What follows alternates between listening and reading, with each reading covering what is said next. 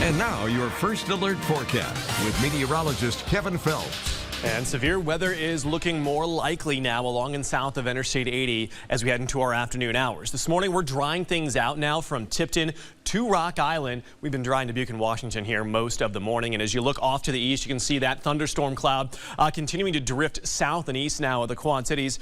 We're not going to be dry for the next several hours, and that's going to allow for heat and humidity to quickly ramp up, which in turn adds a lot of energy for these storms to tap into here later today. So we're already in the mid-70s, starting to feel a little muggy. We have these southwest winds, which will only increase the humidity for our area a little later today. Now, our special weather statement is set to expire here in about 1 minute, and we're seeing that storm that produced that special weather statement really begin to weaken. But now there's a cell just back to the west. It's producing a little bit of heavier rain and a couple of lightning strikes. So we'll have to keep an eye on this. Should be in Bishop Hill at 525. The airport out near Kewanee at 531, and Weathersfield and Anawan area around 533 here this morning.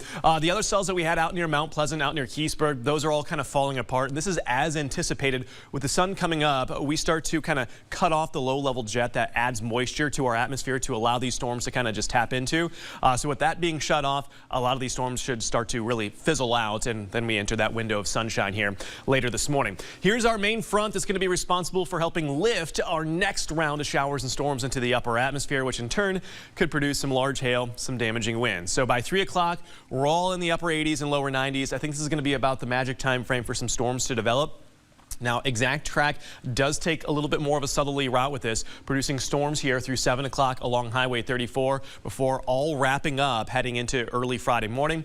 We're in the 50s and 60s tomorrow morning. We get a lot of sunshine on Friday and widespread highs in the mid-80s. Now, in terms of our individual severe threats, damaging winds on an area-wide basis are our most favored, but the potential with this at the dashed lines here results in maybe some winds gusting up to 80 miles per hour. Now, here's the deal. The first storms that develop here had the best potential to not only produce an isolated tornado, but also will produce that very large hail. They kind of stand alone. Then eventually, these cells are all going to merge, and there's going to be small clusters of lines that drop south and east into the area. That is why that damaging wind threat becomes a significant issue for small portions of the area. As far as the tornadic threat goes, areas along Highway 34 would be most favored for that. Again, with the initial storms that develop, not everybody is going to see those. Now, one thing that we just talked about, the humidity, is going to be sky high here today. You get a little bit of a break here Friday and Saturday before we enter a stretch from Sunday into early next week where the humidity is something that's going to be a major factor for us each and every day. So we're probably going to need some first alert days for